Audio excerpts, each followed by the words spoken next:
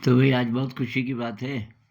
हमारे एक बहुत पुराने मित्र आए हैं, प्रकाश जी। और हम किसी विषय पे थोड़ा बातचीत करने वाले हैं, तो हमने सोचा इसको रिकॉर्ड कर देते हैं ताकि औरों के भी काम आए ये। तो प्रकाश जी तो अपना इंट्रोडक्शन थोड़ा, और फिर तब हम शुरू करेंगे। मेरा नाम प्रकाश है, मैं चेन्नई से हूँ। मैं सर जी से यूट्यूब के ज़रिए संपर्क हुआ मेरा, और दूसरे शिविर में मैं यहाँ आया था, तो मुझे ये पहला एक्सपोजर था मेडिटेशन और बाकी जो भी है इसके बारे में जानने के लिए। तो मेरी दिलचस्पी बढ़ी और मैं ये प्रैक्टिस करता रहा और सर के वीडियोस देखता ही रहता हूँ। तो उसमें ये जो जिक्र बार बार हुआ है एक लूसिड ड्रीम के बारे में, जो इन्होंने कई बार समझाया है, लेकिन मुझे प्रैक्टिकली कुछ इसके बारे में ध्यान कम जाता था। तो आज जो मैं यहाँ आया हूँ, मैं सोचा कि सर से प्रैक्टिकली समझ लूँ कि इस लूसिड ड्रीम का मतलब क्या होता है और इसको कैसे हासिल किया जा सकता है। तो ये जो नाम है ल्यूसिड ड्रीम, ये 70s से शुरू हुआ मेरे ख्याल से। हो सकता है नाम पहले से भी रहा हो, लेकिन 70s से इसको साइंटिफिक माना जाने लगा कि लूसिड ड्रीम कोई चीज़ होती है। और इसमें रिसर्च की एक जो प्रोमिनेंट वैज्ञानिक हैं, वैसे तो दो थे पर खासकर ये ला बर्ज, उनका नाम है ला बर्ज, किसी अमेरिकन यूनिवर्सिटी से उन्होंने ये रिसर्च की और प्रूव किया साइंटिफिकली कि जो लूसिड ड्रीम बोल रहे हैं ये है, मतलब सही बात है। अब लूसिड ड्रीम होता क्या है कि मुझे सपना हो रहा है, तो सपने में हम 100% मतलब उसको सच मान लेते हैं। कहीं ये डाउट नहीं रहता कि भाई ये क्या हो रहा है, ये कैसे हो सकता है, मैं कहाँ हूँ, नई नई जगह। अब जैसे मुझे तो रोज ही हर सपने में मैं किसी नई जगह होता हूँ, और ये प्रश्न ही नहीं आता, बहुत कम बार आता है कि मैं कहाँ हूँ। तो ये जो हमारा कॉन्शियस ब्रेन है, जो रैशनल ब्रेन है, जो सवाल पूछता है, वो सो जाता है सपने में, मतलब वो काम नहीं करता, वो एक्टिव नहीं होता। जैसे हम उड़ते हैं बहुत बार, बचपन में तो बहुत ज़्यादा होते हैं उड़ने के ड्रीम्स। तो मैं उड़ कैसे सकता हूँ, कभी तो उड़ा नहीं, ये सवाल ही नहीं आता मन में। क्योंकि वो जो जो फैकल्टी ये सवाल पूछती है, उसको रैशनैलिटी कह लीजिए, उसको कॉन्शियस ब्रेन कह लीजिए, वो काम नहीं कर रहा है, कह लें या बाधा नहीं डाल रहा है, मतलब वो सवाल नहीं पूछ रहा है। तो जो अनकॉन्शियस है, जो छुपा हुआ है हमारा माइंड, जो आमतौर पे एक्सेसिबल नहीं होता, वो काम कर रहा है वहाँ। ल्यूसिड ड्रीम का मतलब आपको पता चल गया कि ये सपना है, आप सपने में हैं, आप कहीं जा रहे हैं और अचानक आपको पता चल जाता है अभी ये तो सपना है। तो इससे क्या फर्क पड़ता है, ये जो ज्ञान है कि ये सपना है, इससे कॉन्शियस ब्रेन पूरा जाग जाता है। अनकॉन्शियस तो था ही जगा हुआ, अब कॉन्शियस भी जाग गया। तो जिसको होल ब्रेन एक्सपीरियंस बोलते हैं, वो पहली बार होता है। आपकी अवेयरनेस इतनी एक्सपैंड हो जाती है, इतनी पावरफुल हो जाती है कि आप कॉन्शियस अनकॉन्शियस सारा ब्रेन आपका जागा हुआ है, एक बात। दूसरी बात, आप धीरे धीरे प्रैक्टिस करके जो चाहें कर सकते हैं लूसिड ड्रीम में। आप उड़ सकते हैं, आपके सामने कोई पहाड़ है, आप उसको हटा के दूसरा दृश्य ला सकते हैं। आप जैसे जवानी में बहुत सारे लोग, जो कि अध्यात्म के हिसाब से दुरुपयोग माना जाएगा, पर लड़का लड़की को ढूंढता है तो सुंदर से सुंदर उसकी कल्पना में जो लड़की वो आ जाएगी, या लड़की लड़के को ढूंढती है वो आ जाएगी। तो या आप कोई और चीज़ देखना चाहते हैं, पास्ट की कोई चीज़ देखना चाहते हैं, मान लीजिए कि रशिया ने यूक्रेन में क्या किया, कैसे शुरुआत हुई, तो आप उसको देख सकते हैं। अब अभी इस पे रिसर्च चल रही है कि वो कितना सच होता है, ये अभी पता नहीं है। लेकिन ल्यूसिड ड्रीम में जो असली बात है वो ये कि आप ध्यान कर सकते हो और उतना डीप मेडिटेशन आप कॉन्शियसली कई कई कई साल लग जाएंगे, जो कि ल्यूसिड ड्रीम में आप तुरंत कर सकते हो। तो मुख्य तो ये बात है।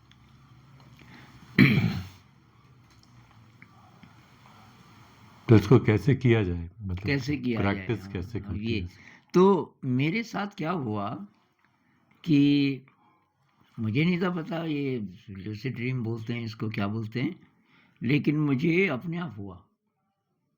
और अब मुझे हो सकता है मदद मिली, कुछ अज्ञात शक्तियों ने मदद की होगी कि जैसे ही मुझे पता चला कि ये, एक तो बचपन में होता था, बचपन में तो मेरे पिताजी का कंट्रीब्यूशन है। मैं दरअसल बिस्तर पे पेशाब कर देता था, मैं था 6-7 साल का, और मेरी दीदियाँ थी, मेरे से बड़ी 2 बहनें, उनके साथ सोता था।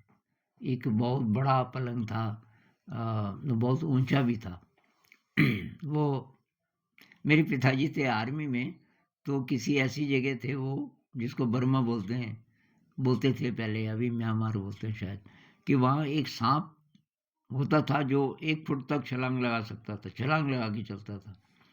तो वहाँ जो सिपाही लोग हैं उनको 3 फुट उसके पाए 3 फुट के थे, 3 या जरा ज़्यादा। तो उसमें मुझे तो वो लोग चढ़ाते थे, दीदी लोग, और मैं बिस्तर गीला कर दूं तो सुबह फिर बहुत ज़्यादा, एक तो दीदी लोग डांटते थे, बोलते थे कल से तो यहाँ नहीं सोएगा हमारे साथ। तो एक दिन पिताजी ने बुलाया, उस दिन ज़्यादा ही मेरे ख्याल से मैं रो भी रहा था। तो पिताजी ने कहा यार तो एक काम कर, जब भी तो पेशाब करता है जागे हुए में तुझे पेशाब लगाया करने वाला है, रुक जा, अपने को पूछ मैं कहाँ हूँ, ये कौन सी जगह है, कब आया है मैं यहाँ, और अगर इस जगह को तू पहचान रहा है तो मेरे पीछे क्या है। अब पीछे अगर वही है तब तो ठीक, कुछ और है तो वहाँ मत कर, इसका मतलब गड़बड़ है। और सब ठीक भी है तो भी एक जगह और बदल और आगे जा। तो ये मैं करने लगा। 5-6 दिन में एक नया अनुभव हुआ मुझे कि मैं पेशाब करने वाला था सपने में, और मुझे एक मंदिर दिखा। अब मैंने कहा मंदिर दिख रहा है, यहाँ पे पेशाब नहीं करना चाहिए, मेरा मुंह मंदिर की तरफ है।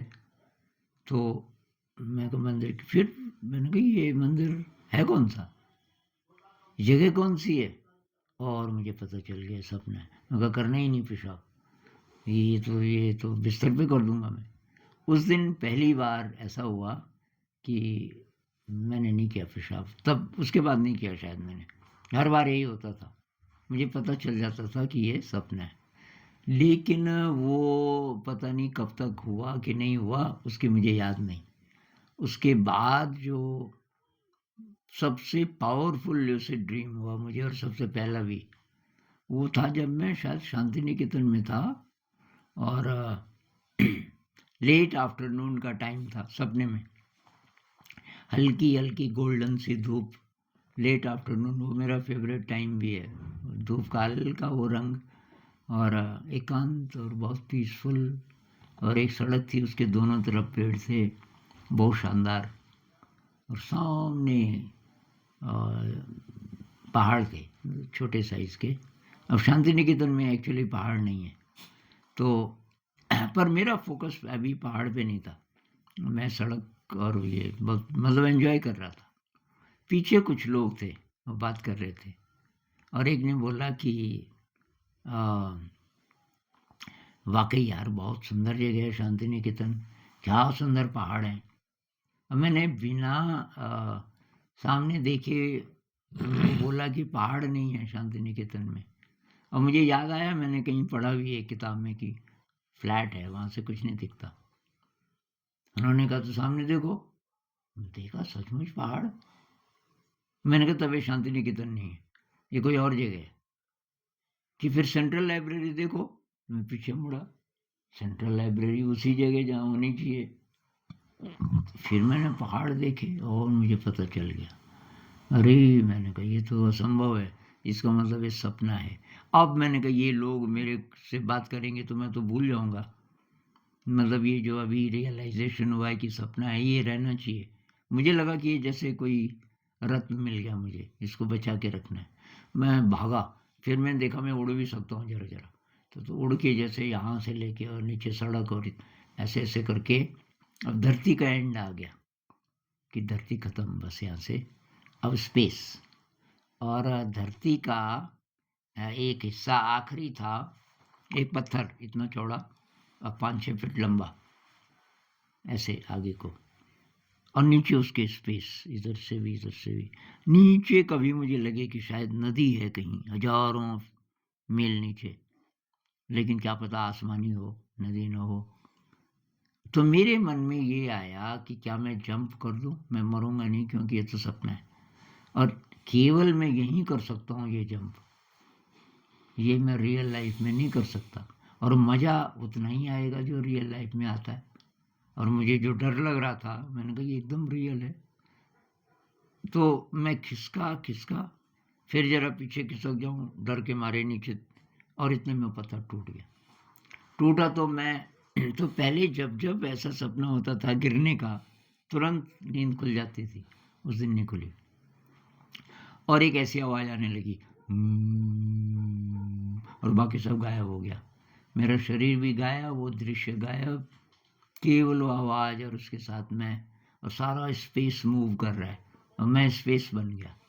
अब वो मतलब डिस्क्राइब करना बहुत मुश्किल है, और काफ़ी देर चला। मान लीजिए 1-1.5 मिनट भी चला हो तो मुझे लगा ये एक पता नहीं कितना लंबा एक्सपीरियंस। उसके बाद मुझे ठीक से जागने में आधा घंटा लगा, क्योंकि मैं आधी नींद में था और आधे जागृति में।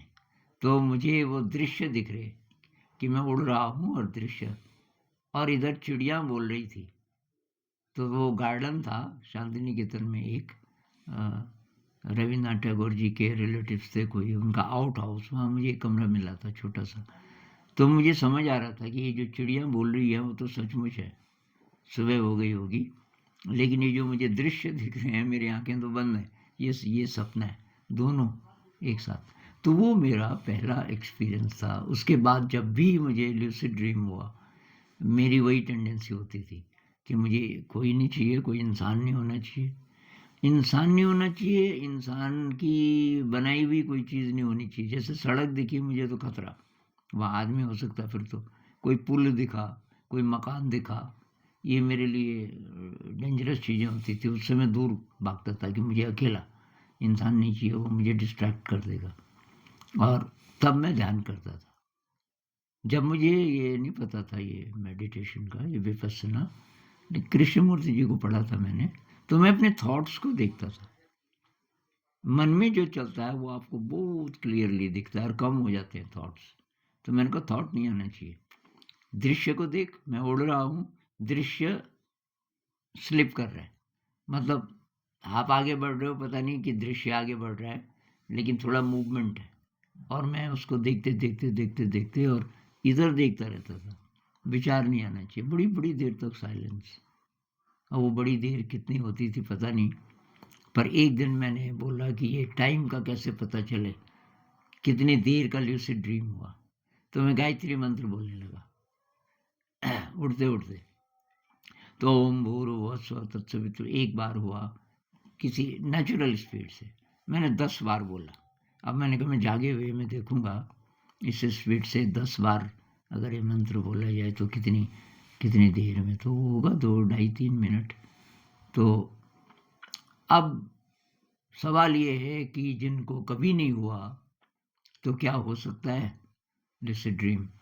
तो हो सकता है। आजकल बड़ी बड़ी कॉन्फ्रेंसेस, वर्कशॉप्स हो रहे हैं इसी पे। तो इससे पहले एक बात और, कि जब ये इस्टेब्लिश हो गया साइंटिफिकली 70s में, और 80s से बहुत सारे लोग इस पे, ये जो न्यूरोलॉजिस्ट हैं, ब्रेन साइंटिस्ट हैं, वो पागलों की तरह रिसर्च कर रहे हैं इस पे कि ये चक्कर क्या है। तो तब वज्रयान बुद्धिस्ट लोगों ने बोला कि हम तो इसको 1000 साल से जानते हैं, तुम तो आप प्रूव कर रहे हो। और तब उन्होंने भी शेयर किया अपना लिटरेचर उनके साथ। तो वज्रयान बुद्धिज़्म में कहते हैं कि जब आप बहुत डीप मेडिटेटर बन जाएँ, कई हज़ार घंटे का ध्यान हो गया आपका कॉन्शियसली, अब आप ल्यूसिड ड्रीम सीखो और ल्यूसिड ड्रीम में ध्यान करना सीखो। तो वहाँ ऐसा सिखाते हैं। लेकिन अभी ये जो वर्कशॉप्स वगैरह होती हैं, तो उसमें उन्होंने थोड़ा सिम्प्लीफाई किया है, तो उसमें कुछ एक्सरसाइजेज़ हैं। एक तो यही वज्रयान बुद्धिज़्म की मेन एक्सरसाइज़ ये है कि सारे दिन बार-बार डाउट करो कहीं ये सपना तो नहीं है। रियलिटी में सुबह से शाम तक अचानक एक स्प्लिट सेकंड के लिए एकदम ये सपना तो नहीं है। तो ये एक्सरसाइज़ हम कभी भी कर सकते हैं कि ये सपना तो नहीं है। मैं कहाँ हूँ? भई मैं अपने कमरे में हूँ। अच्छा, कब आया? इससे पहले कहाँ था? भई इससे पहले खाना खाया किचन में, शाम हो गई। तो मेरे पीछे क्या है? पीछे देखे बिना, मेरे पीछे वो शेल्फ्स हैं, देखो। अगर तो हैं, तो तब तो ठीक है, लेकिन ये भी हो सकता है कि ना हो तो पता चल गया कि ये सपना है। एक एक्सरसाइज़ तो यही है, दिन भर आप डाउट करो कहीं ये सपना तो नहीं है।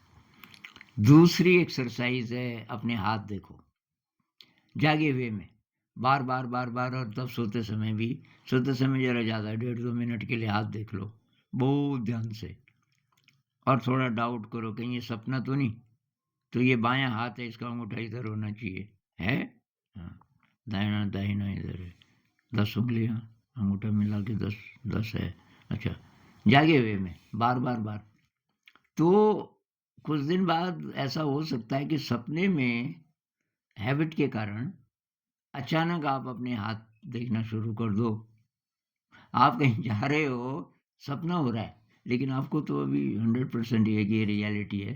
पर आदत के कारण आप सब अपना हाथ देख अपने हाथ देख रहे हो, और 10 उँगलियाँ नहीं हैं, या उँगलियाँ बहुत लंबी-लंबी हैं, और तब एक प्लेज़ेंट शॉक लगता है कि अभी अच्छा ये सपना है। तो ये कैसे पता चले कि सपना है, उसके लिए एक्सरसाइज़ेज़ हैं। अ, अगर आपको पता चल गया कि सपना है, तब उसको सस्टेन कैसे करें? अगला चैलेंज ये है, क्योंकि वो होता है लोगों को, वो कहते हैं 5 सेकंड 10 सेकंड, उसके बाद फिर ख़त्म हो जाता है। तो उसको सस्टेन कैसे करें, उसके लिए भी ये यूज़फुल है एक्सरसाइज़। ज़रा हाथ देखो, हाथ ऐसे रगड़ लो, ऐसे करके थोड़ा अपने को टच करो, किसी और चीज़ को टच करो, कोई दीवार है, कोई दरवाज़ा है, टच। अच्छा, दूसरा है कुछ खा लो, कोई भी चीज़, आस-पास कुछ भी है, कोई लकड़ी का टुकड़ा है वही खा लो। आपको पता है ये सपना है तो कोई नुकसान नहीं, चाहे मिट्टी हो। तो उससे क्या होता है कि वो थोड़ा जैसे एक बार मैंने देखा तो एक झाड़ी मिली मुझे कंटीली, तो उसका पत्ता तोड़ने में काफ़ी मुश्किल आई, पर खाया मैंने उसको, तो चला वो ड्रीम, काफ़ी देर तक चला। तो कुछ असंभव करो जो कि हम रियली इस ज़िंदगी में नहीं कर सकते। मैं क्या करता हूँ, पीछे को गिरता हूँ, मुझे पता है कुछ नहीं होगा, सपना है। पीछे को मैं गिरता हूँ तो मैं दूसरे कहीं और पहुँच जाता हूँ, और वो ड्रीम चलता ही रहता है। तो ये कुछ तरीके हैं, और इसमें इच्छा ये होनी चाहिए सोते समय, मतलब बार-बार आप बोलो कि अगर लूसिड ड्रीम होगा तो मुझे उसमें ध्यान करना है। अब ध्यान कैसे करना है वहीं पता चलेगा, एक्सपेरिमेंट करना पड़ेगा। तो मेन चीज़ तो ये है इसमें। और कुछ? जब आपको ये हुआ हाँ। अनुभव, हुँ। तो आपको पता था कि ये लूसिड ड्रीम है, कि उसके बाद ही आपने इसके ऊपर पता लगा कि ये लूसिड ड्रीम है? जो मैं अभी बता रहा था पहला, हाँ, जो पहला। ना तो वो तो मुझे पता चला ना, क्योंकि वहाँ पहाड़ भी हैं और सेंट्रल लाइब्रेरी भी अपनी जगह है। उससे मुझे डाउट आया कि ये सपना है। तो पता चल गया था सपना है, तभी तो मैं उस पत्थर में से मैं कोशिश कर रहा था कि मैं जंप कर दूँ, क्योंकि मुझे पता था कि मैं मरूँगा नहीं, क्योंकि ये सपना है। तो ये कुछ इम्पॉसिबल जो चीज़ें हैं, वो आप वहाँ कर सकते हैं सपने में।